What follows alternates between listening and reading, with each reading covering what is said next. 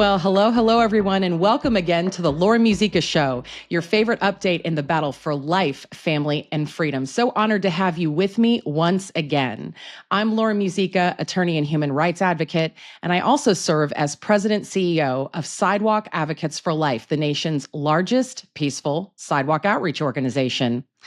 Many of you may know that a few people have gone undercover in the abortion industry. In other words, used undercover investigative journalism to blow open some of the abortion industry's most gruesome and shocking practices.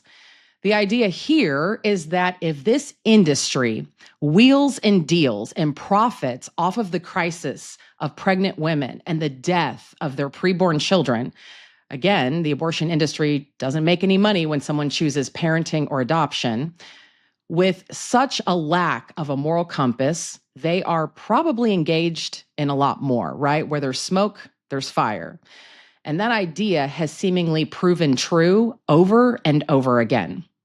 Lila Rose and her organization, Live Action, have caught Planned Parenthood aiding and abetting underage sex trafficking, teaching minor children BDSM, overbilling Medicaid, lying to pregnant women about fetal development, and so much more. Then many of you may think of David Daleiden and Sandra Merritt, who went undercover and caught Planned Parenthood officials allegedly negotiating the sale of aborted fetal tissue. They released explosive undercover video footage through their cover organization, the Center for Medical Progress, in 2015, showing Planned Parenthood figures discussing these sales. And again, this is a violation of federal law, and it triggered state and federal investigations into the Planned Parenthood abortion empire. Earlier this year, David settled with the state of California and miraculously walked away without any prison time or fines. The reason they had a near-decade court battle is because California was not friendly to this kind of First Amendment activity and seemingly used lawfare, so to speak, to cover up the videos, to cover up the wrongdoing at Planned Parenthood, and to force taxpayers to continue sponsoring the late-term abortion industry and experiments on aborted babies afterwards. Now, there are other heroes in our midst as well, fighting the good fight on this front, and one of those is medical malpractice attorney Mike Seibel, who's here to give us an update from his vantage point as someone who helped to shut down late-term abortion in New Mexico and knows a thing or two about the sale of preborn babies for experimentation. I also recorded a testimonial from a father who recently lost his daughter to a late-term abortion. A man named Tommy, whose girlfriend was pressured into an abortion later in pregnancy, and who figured out that his daughter, Clementine's baby body parts were sold for experimentation. And he is doing everything he can to honor her memory and shut this down. You'll hear a powerful clip of his testimony, which we recorded a few weeks ago, in the middle of this episode. So let's go ahead and dive into what should be, yes, a hard conversation, but a necessary and powerful one.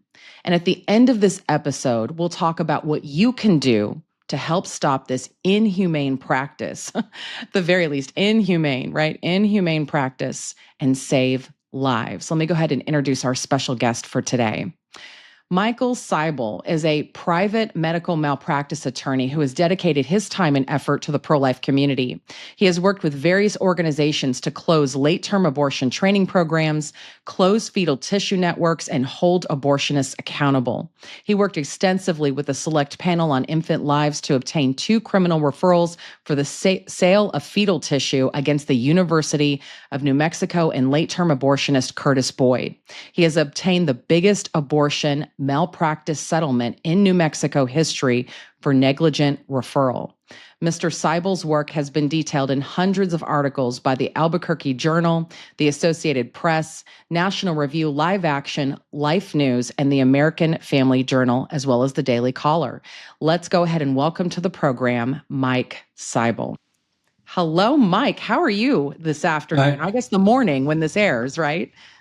I'm doing wonderful today. Thank you very much for asking. Yes, well, great to have you. Like I said, you are one of my heroes. You're a hero of our movement. So honored to have you with us.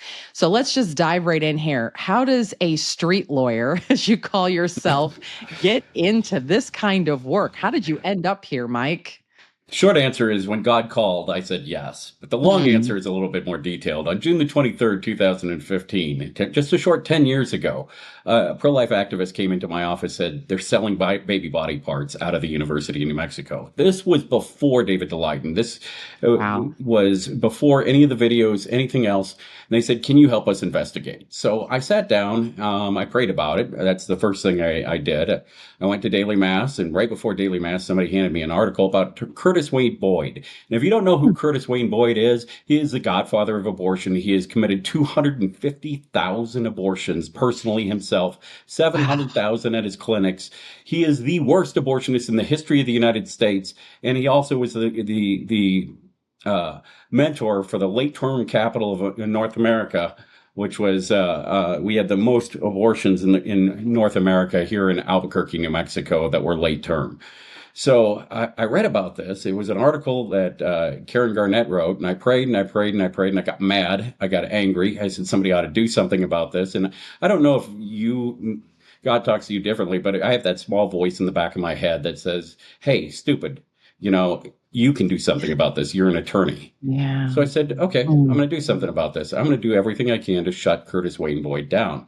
So we started this investigation. I sent thousands of IPRAs, Inspection of Public Records requests, to the University of New Mexico. And then the day before Thanksgiving in 2015, I got confirmation in writing that Curtis Wayne Boyd was providing late term abortions, just all term abortions, to the University of New Mexico without women knowing, so that they could be transferred to a 19 university fetal tissue network. And we exposed this in 2015. When we exposed it, the select panel of infant lives, Frank Scaturo, March Bell, and Marcia Blackburn, called up and said, we'd like you to help us out in this fetal tissue experimentation case. Wow. I mean, wow. Wow. And let me just ask this before we kind of step back and look at the broader picture here of late term abortion in America and fetal tissue sales, which obviously are going on. I know people just listened to what you said. And the question is this legal? Is this really going on? Like, what would you say to somebody who's sitting there in disbelief that this is a thing? Well, it's really going on. I mean, I can tell you that there was a fetal tissue law produced in our litigation that we had over the years, which showed thousands and thousands of babies being transferred back and forth between the University of New Mexico and different organizations throughout the country. Curtis Wade Boyd was supplying them.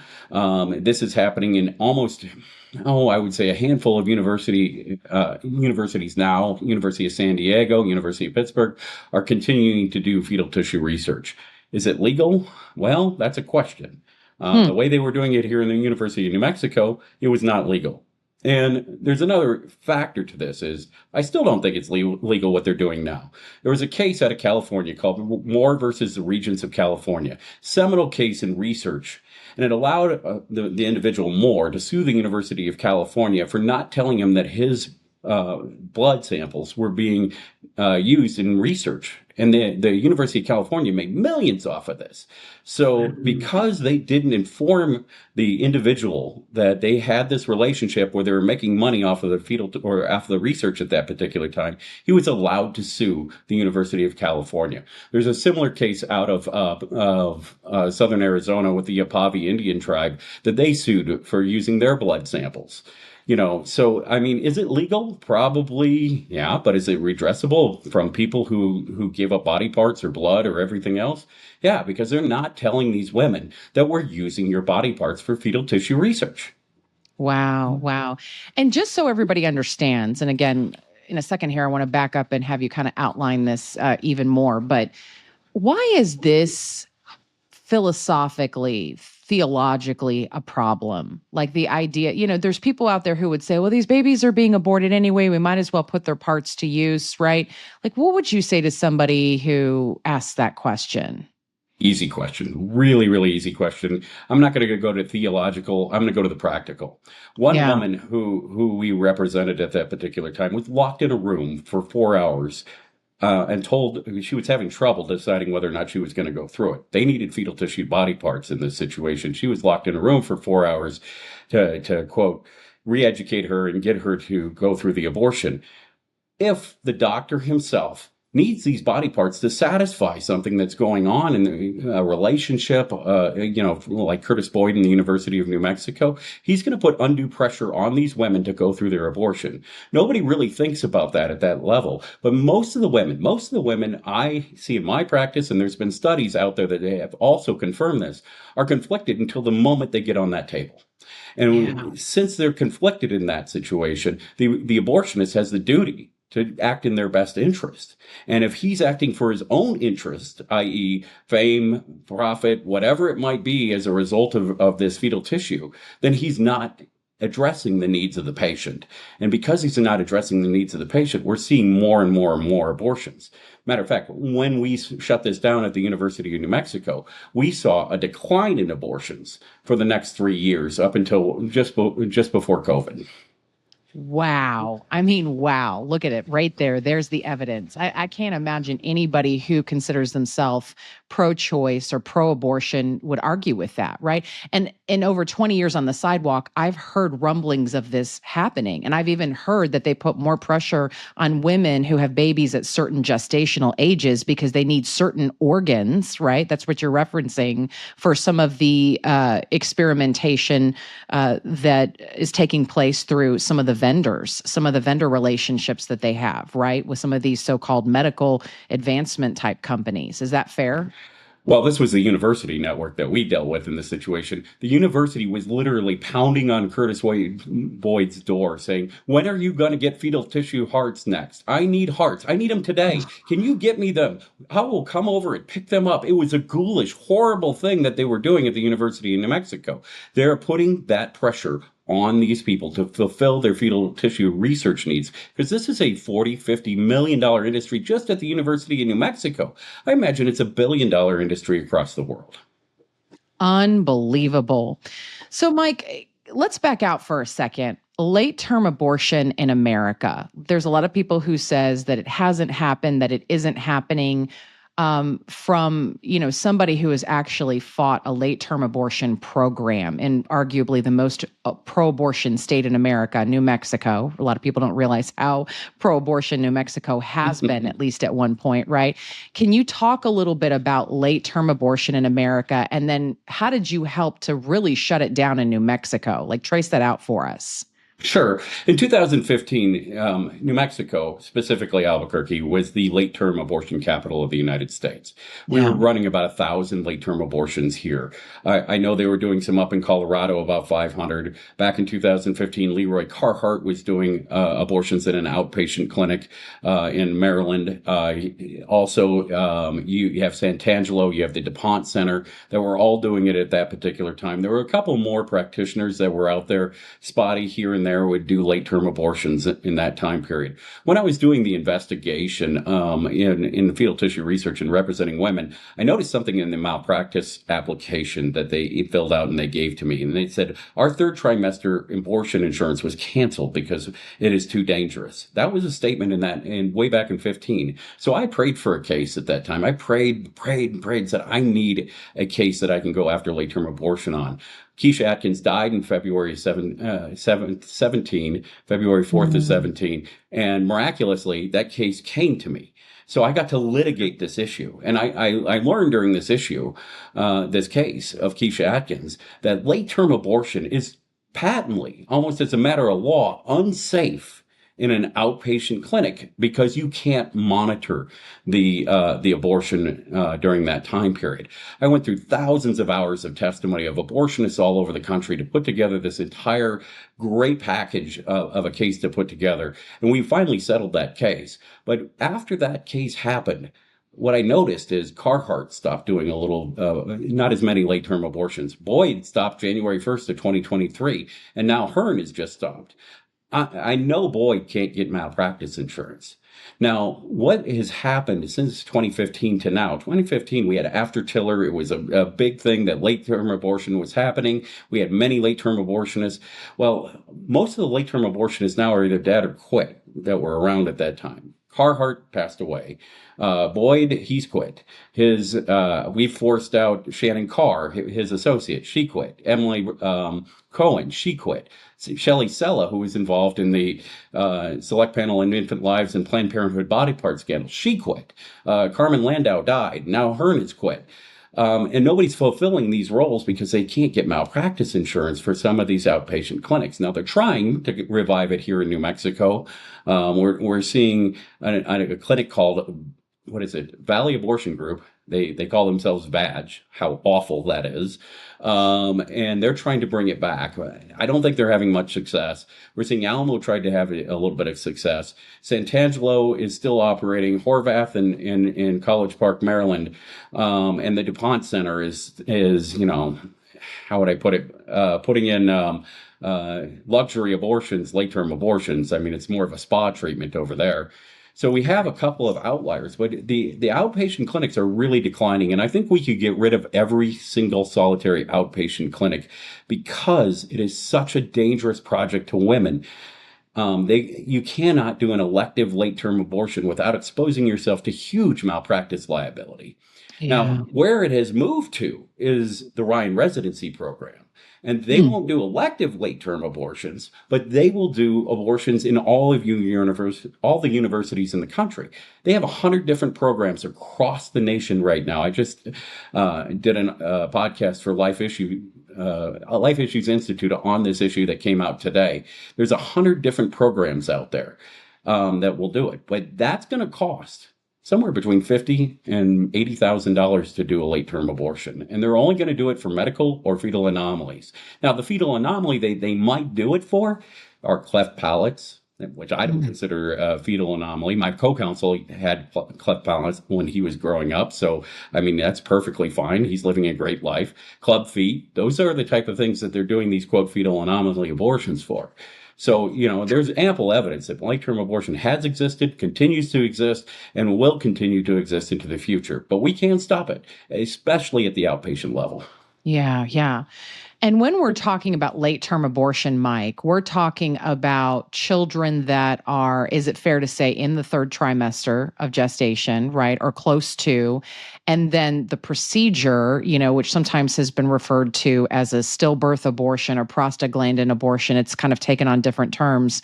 It is basically where you have a very pregnant woman who walks into one of these facilities, and yes, many times these are elective abortions, right, where there is an injection into the baby's heart or somewhere in the baby's body of digoxin that causes a form of cardiac arrest. The baby perishes at some point, and then the mother delivers the child stillbirth. And that can take place, if she can't get to the clinic, in a hotel, which many of these late-term facilities have contracts with. Is that a fair outline of the procedure and what we normally see? It is. It's called an induction abortion. They're inducing labor, which is why we're having this abortion, number one, is beyond me, because if you think about it, the only thing they're doing other than inducing labor early is killing the baby. Why do you have to kill the baby to induce the labor early? It doesn't make any sense to me. However, that hotel room, they don't have maybe a contract with them, but they do have relationships with them, and the hotel rooms are out there. As a matter of fact, there was a case here in New Mexico that we uncovered that in a deposition of a 13-year-old girl who was raped, and she was in a hotel, Howard Johnson, a wonderful place. And the doctor couldn't get back. She couldn't get back to the hotel room in time. She was doped up on Oxycontin and fentanyl and I think Versed. And they told her to leave the door open. She was there alone, 13 years old. The doctor came in, delivered the baby on the toilet, and then backed up the baby and left. And my big thing is they always say men don't have a right to talk about abortion. I'll tell you something. When I see a 13-year-old girl doped up on Versed, Oxycontin, and fentanyl, alone in a hotel room, giving birth to a stillborn on a toilet, I not only have the right, but I have the duty to act as a man in this situation to stop that procedure. Gosh, amen. And Lord have mercy that we in the United States allow this.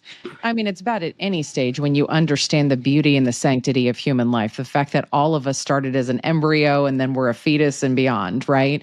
But the idea that the humanity of the baby is so apparent at these stages, and we can look at that baby still in these cases and say, you don't deserve to live or have a chance at life, even should you have something going on in the pregnancy, right? A fetal anomaly, a tough prenatal diagnosis, in which, again, by the way, we did record an episode with Beverly Jacobson a few episodes ago about how to help parents who've received news of a prenatal diagnosis choose life. So I encourage everybody to check that out, right? People love to point to that situation as, oh, this must be the exception. But a lot of these children, they go on to live. Yes, sometimes short lives. Sometimes, surprisingly, the baby is fine and it was a misdiagnosis in the womb. Or maybe baby does pass away just before or soon after birth. But even then, there's much less complicated grief. It's healthier for mother and child.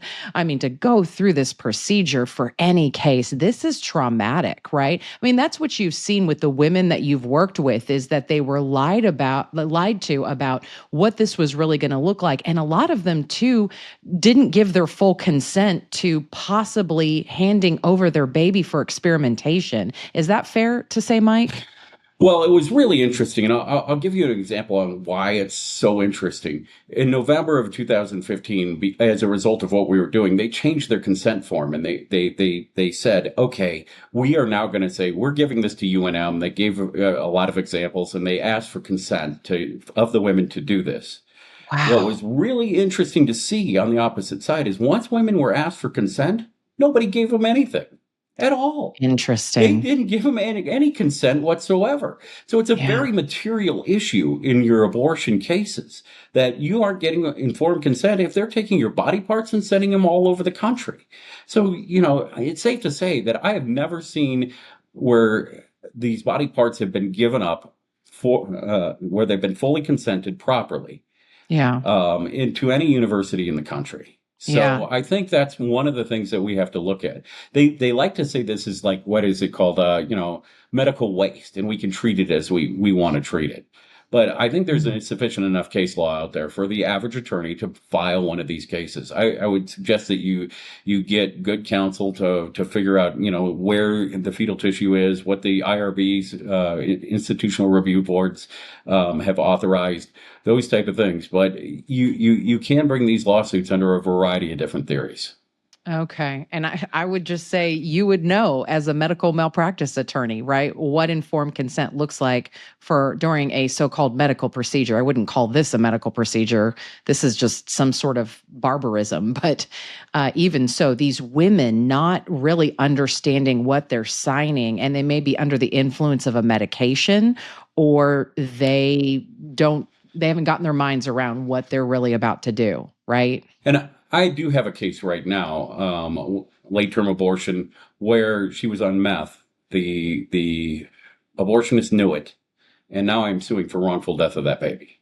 So Absolutely. we'll tell you how it turns out when we go there. But I want to be the first attorney in America to collect against an abortionist who terminated a baby supposedly legally, but inside of his clinic.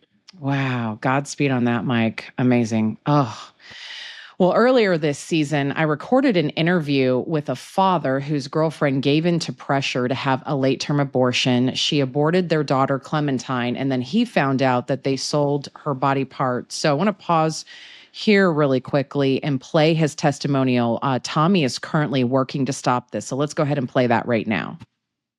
When she expressed her fears and her thoughts, they reassured her that these are normal thoughts and is perfectly fine. They reassured her that yes, it is legal to have an abortion at 20 weeks at their facility. And they reassured her that they were going to take care of her and asked her repeatedly if she was ready to schedule her appointment. Now, on that phone call, she explained to them, I don't have money. With this being said, they now, again, continued to say, well, don't worry. There are many women just like you that don't have money, but we have funding.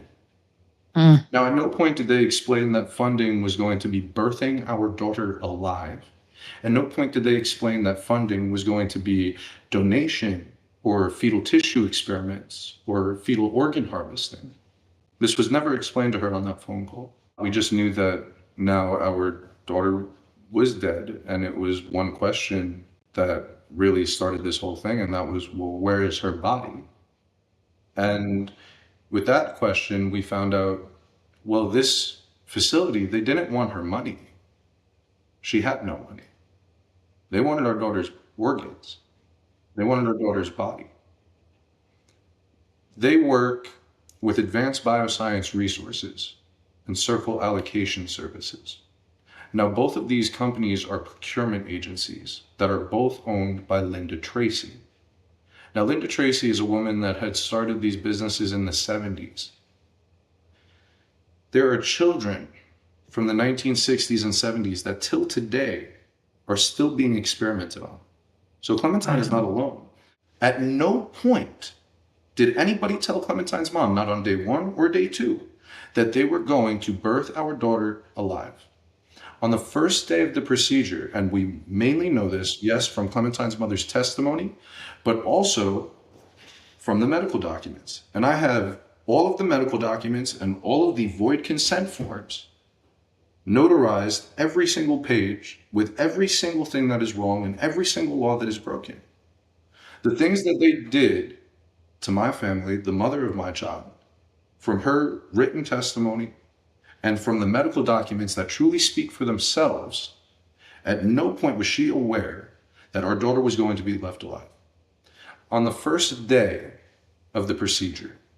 Yeah, absolutely unbelievable. Godspeed, Tommy, in what you're doing to honor your daughter's memory. Mike, my question for you is, what is your best advice in shutting this down across America? How do we get these abortion facilities to quit getting these baby parts and doing experimentation and start looking at these children as children and giving them dignity? What would you say to that? Well, there's a variety of things. Number one, I mean, we have 100 Ryan residencies all throughout the country, probably one in your neighborhood. Not in Texas. We don't have any in Texas, thank God, but they're trying to open some in Texas. So let's pray that they don't. But I mean, you see them at the University of Alabama, University of South Carolina has one. And there are 2 programs in South Carolina. There are 3 programs in Florida, in pro-life states. So why not start doing some investigations, poking around in this situation, asking around, sending some inspection of public records requests to your local universities to see what they're doing in this situation. That's one. Number 2, you guys are on the sidewalk every day. You're going to experience women who feel wronged overall. If they get adequate legal representation in this situation, somebody with subpoena power who can investigate all this, somebody who can bring a lawsuit in this situation, you got to get them to an attorney. You got to get them to an attorney that can investigate this all the way through, and send those type of things. Inform your legislatures, that you're seeing women that are complaining of this on the sidewalk. The legislators need to do an investigation. They truly helped us in the University of New Mexico. So there's plenty of things that you can do. And additionally, if these women are hurt, you definitely have to do something to help them in this situation. There are organizations that help women who are hurt. There are attorneys like myself who go all over the country who decide to sue on these cases. We can do some damage in this situation. So those are the things that we need to do. I mean, I'd be happy to assist any local organization who feels that there's fetal tissue research going on in their local university in this situation and send it out. I mean, University of San Diego is partnered with Planned Parenthood. So they don't sell it anymore. They partner in the research together. So Planned Parenthood owns the research at the University of San Diego and is in a partnership with the University of San Diego. I can't remember, University of California, San Diego, not USD, the Jesuit one, but University of California, San Diego.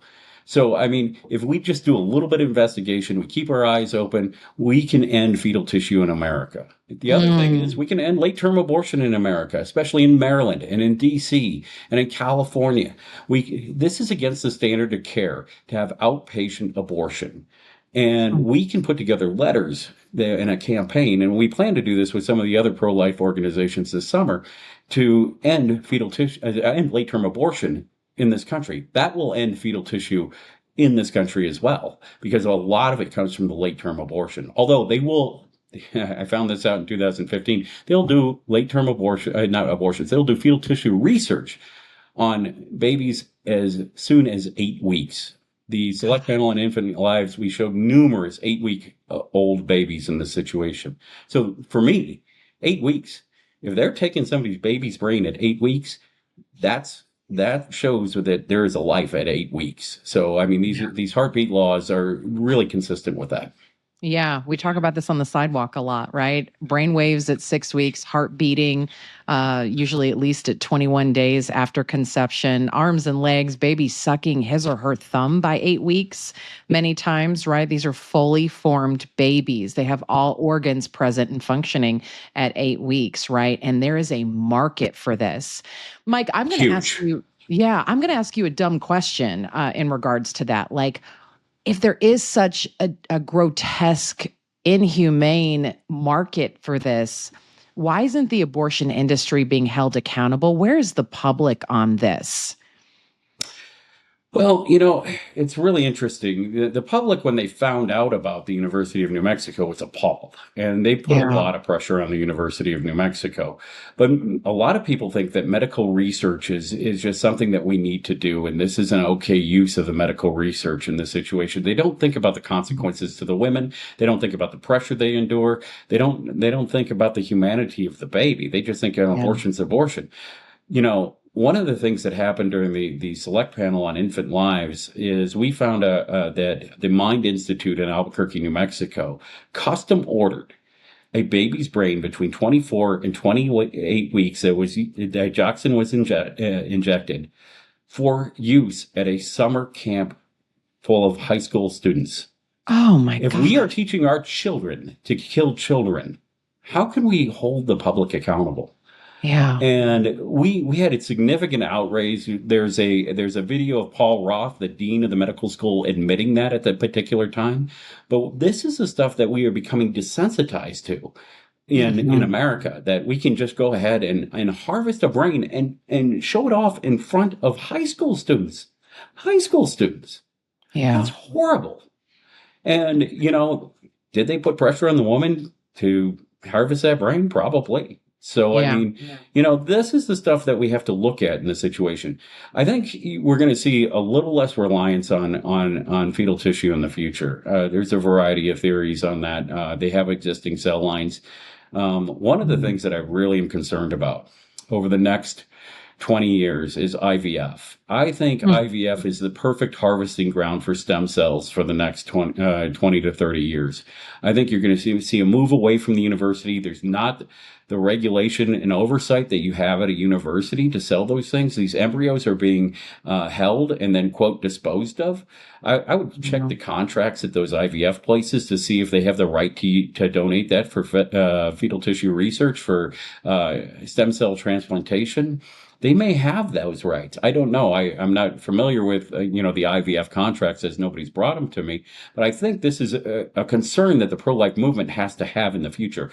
Is that where they're going to get the stem cells? Is that where they're going to get the research? Can they grow babies themselves right out of the discarded babies without your consent? I mean, wow. We've seen the abuses in just the fetal tissue abortion side. And now we have IVF in this situation. The morality of this whole thing is questionable, and I think this is someplace we as pro-lifers have to at least delve into to see what is happening at these IVF clinics and what is happening to viable lives at those IVF clinics. I think there's a much less, in the past, we needed fetal tissue research to support our medical communities. I don't see that as much in the future if they can get that from IVF. That sounds like something straight out of a sci-fi movie, right? But we're not far from it. If you think about it, there's hundreds of thousands of embryos of human lives that are frozen right now in IVF clinics all over the United States and the world. And if they're just going to get discarded, if the parents are not going to implant those precious lives and continue those lives, right? Then there may be something at some point where parents can kind of, sign away their embryos for research. And then I'm sure we're not too far from, I'm just going to kind of go with this for a second, an artificial womb that would grow these embryos, right? And we would use those body parts and then discard the baby. I mean, or like you've referenced, doing stem cell research on those leftover embryos right now, right? I mean, this is not crazy. It's not crazy and it's not far-fetched, or taking these cells themselves. We've already seen David DeLeiden has done a wonderful job documenting humanized mice, taking those Yeah. cells from those IVFs and injecting them into mice so they have humanized characteristics in those mice. I mean, we've already seen that. So, I mean, it's not too far off in the distant future that I can see that artificial womb. Definitely. I mean, we are still, during COVID, we used cell lines from 1972 abortions to test against that are still around. Those cell lines are still around from 1972. I mean, who knows what is going to go on in this situation? But I see fetal tissue research, IVF, blending into one gigantic legal mess in the future. Yeah. Ooh, that's really good to have on our radar. And we're going to have to wrestle with a lot of bioethics going forward here, right? I mean, if we Exactly. really believe and know that these children are children, they are unique human lives deserving of life, a chance at life, and our protection, what are we doing, right? Would you do this on your 2-year-old who passed away, your 6-year-old who passed away? And we're not talking about organ donation where someone willingly gives the gift of life to somebody else. We're talking about the commoditization of our children, a market for body parts where we're discarding human lives and then using them as we will. This is kind of the brave new world. This is a scary thing for us to now have to wrestle with modern day, right? It has been and it continues to be. I mean, Yeah. we've seen this all the way back to the 1980s, where it really started to proliferate in the abortion area. And Yeah. now with IVF, it's something that we really have to wrestle with, and we have to wrestle with the bodily autonomy of women as well. Yeah. I mean, and fathers like Clementine's father in this situation, because I mean, are those rights? We're seeing more and more fathers' rights as time goes on. So Right. we're going to have to look into these things in the future from a legal perspective. And I think we're just on the precipice of that entire argument for a variety of reasons, because medical research has been used. My son was a type 1 diabetic growing up, and I couldn't give to the JDRF because they used aborted body parts. And my local priest said, you can't do this.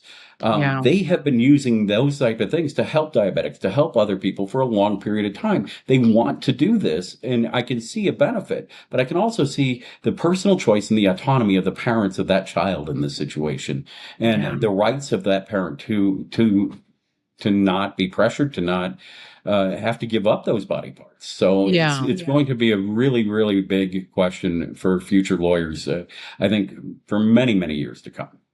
Well, and we do have other options as far as medical experimentation. Like, there are ethical ways to garner stem cells to heal people. In fact, adult stem cell treatments have had really big success, right?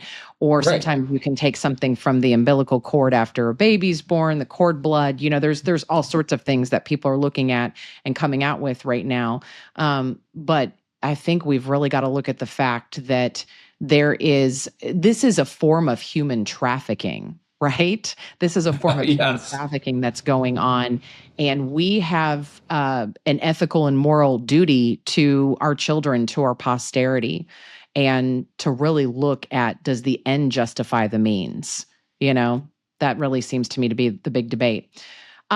Mike, in closing here, anything else that you want to alert us to in the post Roe versus Wade landscape from where you sit? And then let me ask you this too. You have seen probably the darkest side of the darkest issue. I know that you have sat in hundreds of hours of depositions with late-term abortionists and had to ask them question after question after question of how exactly they've done what they did, right?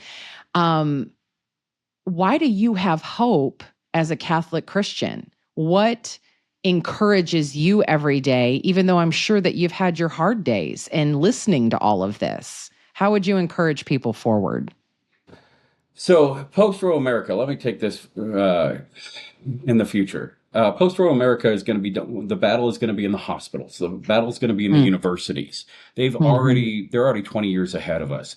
They have trained 7,000 abortionists in the last 20 years under the Ryan residency program to prescribe the abortion pill and do abortions at every stage all over this country. Wow. That's more than we've ever trained before in the past. They've normalized it. It's going into the AMA. It's going into the graduate medical education programs. This is a battle that's not just limited to Planned Parenthood. And so the universities are where they're going to infect the system in the future. They're gonna move it all out into the university and corporate systems, like Kaiser Health is already moving abortion all through all their satellites in Michigan. So, we see this, and I think we have to pay more attention to that, not just Planned Parenthood. We got to get rid of them. We got to defund them. We got to do all this other stuff, and we got to make sure they never practice again. But we got to go after the universities. Now, for the darkest areas of society, I'll tell you, I'm blessed. I got to do the greatest thing that a lawyer could do in his entire life. I got to fight a late-term abortionist, the worst in the country, the biggest abortionist in the country, and I got to win. I mean, I can't do any more as a lawyer in my life. I mean, I just took on the greatest evil. It's all downhill from here, right? Yeah, it's all downhill from here. I mean, I really enjoy, fighting this issue. And what people don't understand is I see these people every day. I mean, last week I was in depositions with abortionists as well. And, I see they're human beings, and I pray for them every day. And I would encourage every one of your people to pray for them as well, because we want them. As St. Basil says, as a Catholic, God does not want sinners to die. He wants them to repent and enjoy life. And that would include eternal life. So please pray for them. And, that prayer keeps me going. Prayer keeps me going on a regular basis. I get down a lot. I'll tell you, it's a really dark world out there. And occasionally people see me being a little sharp and a little bit upset. It's usually because I'm dealing with something that I can't tell you guys all about. But, and I see the harm that is going on right now. But I mean, Jesus, I hate to say it, he's the healer of everything. I mean, when I get down there, it's like, okay, Jesus, I need some help. I mean, I need to pray, and you need to come into my life. And I've sort of accepted the fact that, maybe I didn't have the life I wanted in this situation. I wanted to be a big, successful lawyer. And it depends on your measure of success. And I would say this to your sidewalk advocates. You save one life, you save the entire world. I posted something about the time machine the other day and saving beautiful butterflies. In H.G. Wells' novel, The Time Machine, a man steps off the path and kills a butterfly and changes the entire future. Well, your sidewalk advocates, people like you and I, people who support us, you know what? If we save one life, we change the entire world. Yeah. Just imagine what could happen to that one particular life. It's going to have an effect that ripples throughout time. This is the only place in America where you, as a sidewalk advocate, as a pro-life advocate, can alter the course of the universe. And you have that chance. And you don't think God is going to take that chance when you save that life, to use that life to do something extraordinary somewhere down the line? I mean, you don't know the same God I do, because he will do that. So that's what keeps me encouraged. Mike, that was one of the best speeches I've ever heard. That was so good. No, and you can use that anytime, but yeah. That's great. No, but in all seriousness, thank you for that reminder. I think sometimes we feel like we're in this massive David and Goliath battle, and there's so many babies dying, and there's so much darkness, and late-term abortion, it's right in your face, right? Yeah. And yet we serve a God who is a God of victory. He's a God of life and family, and we bring his light out to the sidewalk, or we bring it into the courtroom or whatever. It's powerful. And the reminder too, that these late-term abortionists are not the enemy. I want everybody to hear this. They are not the enemy. They've been deceived by the enemy. And all we have to do is look at the stories of former Planned Parenthood director Abby Johnson, former abortion worker Jules Green, former Planned Parenthood manager Catherine Adair, former abortion referral manager Ramona Trevino. We've got all these glory stories of these people who had their hands in abortion, and thousands of them at times, right? And came out the other side, and God has done something so powerful in their life. And now they have turned around and they are saving lives. And so again, I love being part of the resurrection. I love being part of the victory here, right? There's nothing like it. And much less the idea that you're storing up treasure in heaven, right? We believe that as believers, right? And so, Mike, I hope for our sake you somehow top the Curtis Boyd verdicts, but I don't know that you're going to, but I know that I don't either. I'm so grateful. I'm just grateful for your yes. Yeah. He gave me a gift, by the way. In his latest book, he actually said that there was this pro-life attorney that caused him emotional distress that was and still is greater than he could ever imagine. So I have actually been acknowledged by the worst abortionist in the history of the United States as causing him emotional problems. So that'll tell you a little bit about my character. Yeah. Well, you take life like he was taking life, and he deserved every bit of it. And that's exactly. We pray that it's medicine. We pray that at some point it saves his life, because he doesn't have much time. He's in his 80s, isn't he? He's 88 years old, but he's still pretty active and out there. I saw him in a couple of videos this past fall. He's still trying to do it, but let's pray for his salvation and his repentance, because if everybody does it, maybe it'll happen. That's right. Well, Dr. Hearn just closed his late-term abortion business in Boulder, Colorado. I want to say he's 84 or thereabouts, right? Like you're saying, they're having trouble replacing themselves, but we got to keep an eye on the Ryan residency. So anyways, Mike, fascinating discussion. Thank you so much for being with us today. And we're going to be on the sidelines over here cheering you on. Keep up the great work. Thank you. Awesome. Okay. Well, closing thought. I so admire professionals like Mike. I hate even calling him a professional. Heroes like Mike, who take their vocations and professional skills seriously and use them as they can to defend the defenseless. When you do that, you may take hits from every side, including financially, but I believe, as I'm sure many of you do, that when we do that, we will be blessed by it in some profound way. And either way, what is more rewarding than knowing that someone lived or their memory was better respected because of your individual yes? Every single one of us can do something from where we sit. So my question to you is, what are you doing? What are you doing in the greatest human rights battle on earth? Can you get to the sidewalk and help moms in crisis? Get trained as a sidewalk advocate, right? Can you help a friend or family member experiencing an unexpected pregnancy? Some of you might even be called to this work full time. Maybe you need to be in a mobile unit as a nurse full time, or need to be in a pregnancy center or something related, right? What unique skills and services can you offer to this movement?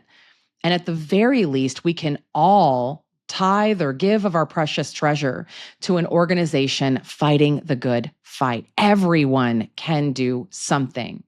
So I challenge us all today to make one small sacrifice in defense of these children and families who are being used and abused to benefit a sick, multi-billion-dollar dirty industry. We need you. We need your voice. We need your yes. Thank you again, Mike. And thank you to all of you for listening once again. Thank you for joining me for another episode of the Laura Musica Show. We'll be back here next Friday at 9 a.m. Eastern, 8 a.m. Central on Facebook Live, YouTube, and wherever you get podcasts. Thanks so much, everybody.